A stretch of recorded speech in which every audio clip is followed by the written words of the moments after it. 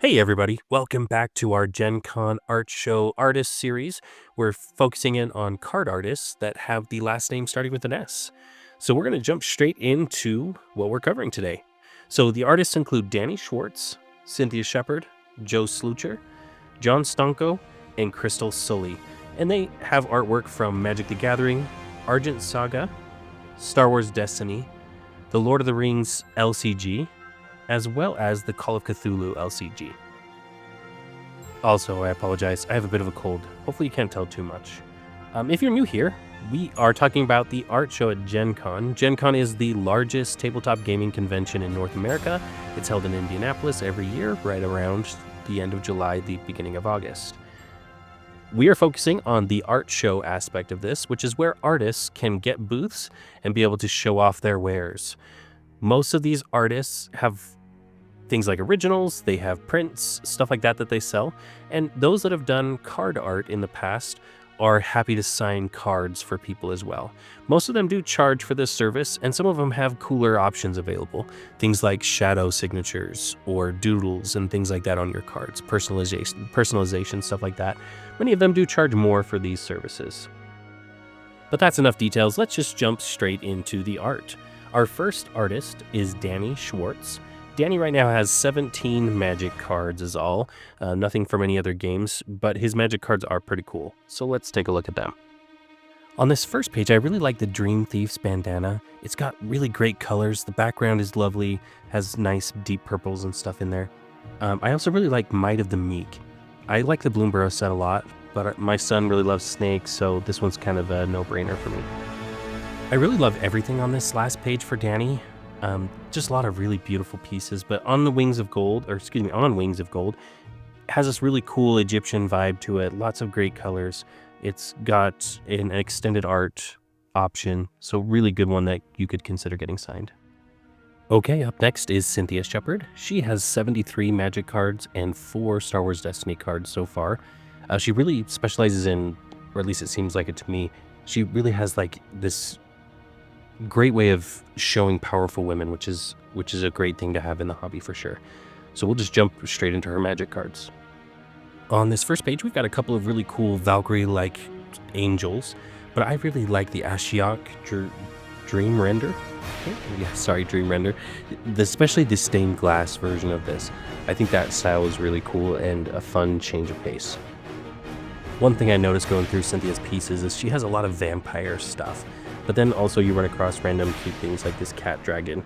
I really like tokens being signed because I feel like you can get some use out of them, or they just have a lot more space for the signature. So that one's a great one too. On this next page, I like the Guardian of Girapur. It's an extended art, which is great. I also really like the Flameblade Angel. Both of these just have a lot of detail to them. Very different colors, of course, for these, but both would be great pieces.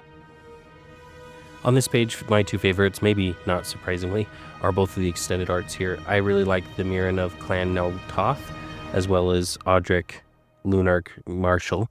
Sorry, I'm butchering pronunciations today.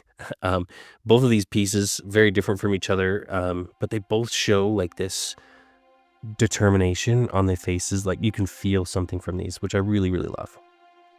I mentioned that Cynthia has 73 cards, and that's true, but she actually has a double-sided card as well. So this page has Scorn Villager, which flips over to the werewolf. I also really like the Rush of Blood art on this. Again, she's got a lot of vampire themes, and there's a reason why. She's really good at it. On this page, there's a lot of really great options, but I really like the story in Send to Sleep. The more you look at it, the more details you pick out, and you can kind of tell a story in your own head about this piece. And here I really like the Treasure Cruise. It's just kind of a fun one. But my favorite one is probably this Force Mage down at the bottom left. The magic that she's casting in front of her and everything kind of creates this darkness behind her. And you can almost feel the depths of the forest back there. It's phenomenal. I would really love to see some signatures on some of these pieces. And on the last page of Magic cards for Cynthia, the one that gives me the most nightmares is this young Pyromancer.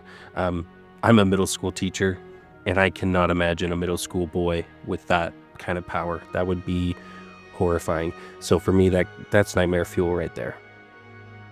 And we'll finish off with the Star Wars Destiny cards from Cynthia. I wasn't around in the hobby when this game was big, so every time I see this art, I'm always astonished. All of these pieces are great, but I especially like leadership and solidarity. I just think there's something powerful in both of those pieces. And next up is Joe Slucher. Joe has at least one card for Argent Saga, maybe more, and 68 cards for Magic. He does actually have one double-sided, so there will be one extra beyond that. We'll start with Joe's Argent Saga card. This is Matail the Silver King. This card game, it has such beautiful art. It kind of confuses me because it seems like there's so many that are like full bleeds that I don't know what's a good card and what's not. But this one just has a serialized, so it's probably pretty good. Matter of fact, I've bought a box of boosters just to open since doing these videos, just because I think the art is so cool on these. Okay, we'll move into Joe's Magic cards now. I really like on this first page the light and shadow that he uses in Bane's Invoker, as well as the Colossal Plow. Both of them have really light backgrounds and dark foregrounds, and I really love the shadowy nature that he's created there and the colors. On the next page, there's a lot of really great stuff, but for some reason I'm a fan of cards that focus on items. So I really like Embercleave. It's got extended art, which is great, but there's enough detail there in the background as well as on the sword itself. Really cool piece. Here I really like the Gluttonous Troll. It just kind of sad, but he's just sitting there munching on these chickens, and it just kind of tells a story underneath that bridge. This page has got a lot of monsters. I really like the Ikerspit Basilisk. You can just see kind of like this vapor coming off of it that looks really cool, kind of mesmerizing. Here we find Joe's double-sided card, the Mystic Skull. But the card on this page I have thought about the most since seeing it is actually the Obsessive Stitcher.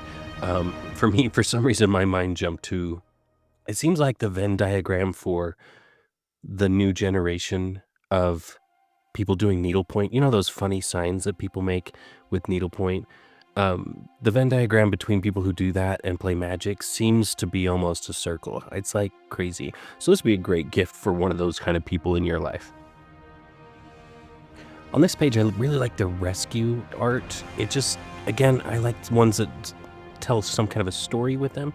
And you can just kind of imagine what's going down in this scene as he's bursting through into the flames to save somebody. And on Joe's last page, I really like the Sun-Blessed Mount. My son likes dinosaurs. I think that one's really cool looking. But the Witty Roastmaster is just savage. Take a look at that one. It's pretty messed up. Okay, now we get to John Stanko. John has 89 Magic cards so far, but he does have a double-sided, so we'll have 90 pieces that we'll be looking at. He's really good at creating a character that you can feel, like you can tell that this is a real person almost from these pieces, which I really love.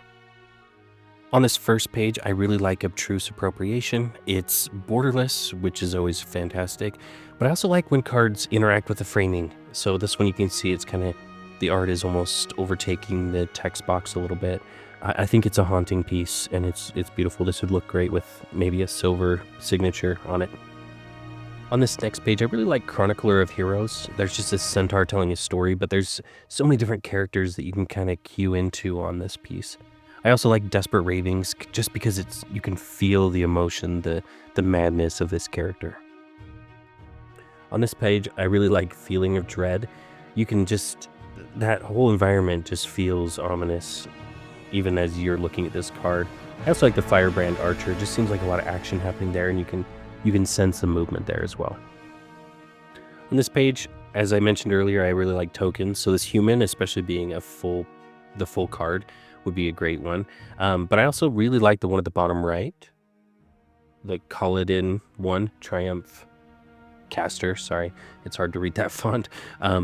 Again, I can feel like this is a real person, which is something you don't often see with fantasy card games. This page has a bunch of really good ones. The Laboratory Maniac, I really like the blue color in the background. It's kind of funny, but also kind of terrifying.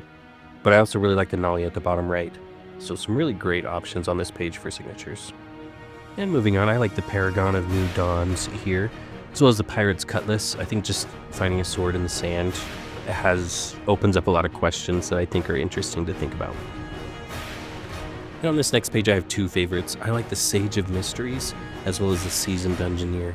Both of them are very different. For the Seasoned Dungeoneer, I can feel that story there. And the Sage of Mysteries just has this beautiful color, the nature, but still has a lot of interest to who that character really is. On this page, easily my favorite one is the Spiteful Shadows at the bottom left.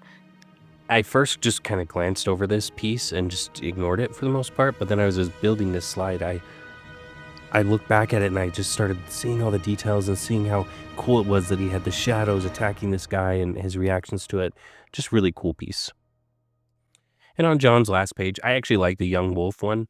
It's borderless, but I also just like wolves, so I think that's kind of a cool one.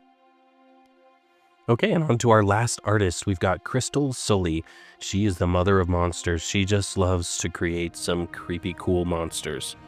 So far, she has 2 pieces for Call of Cthulhu LCG. She's got 5 for the Lord of the Rings LCG, and 7 magic cards. All right, we'll start with the Call of Cthulhu stuff. I really like the Mad Model in here. She's super creepy. Somebody you would not want to come across in a dark alley anywhere. Now we'll move to the Lord of the Rings LCG cards. Here, she got a lot of wolves and wargs, which is kind of fun, but the Groping Dead card for me is what drew my attention for the most time. There's a lot of detail there. It's very intricate and kind of nasty at the same time. I think Crystal really got to show her creativity with her magic cards, so we're moving to that next. You really see these really cool dragons in a lot of these pieces, but I really like the links that she has and kind of the diagram. It feels like it's a field manual or something that you've stumbled across in this magical world, which is really cool detail that I like. And that finishes off our art for this video. Our next video is going to be a feature of just a single artist, Dan Scott. He has a ton of work, especially for Magic, but he's done work for Warlord, Dragonborn, World of Warcraft, as well as a couple others. I think those other ones I'm not going to have the time to find all of his pieces for. It's just so hard to find resources for some of these games, which may lead me into another project someday in the future.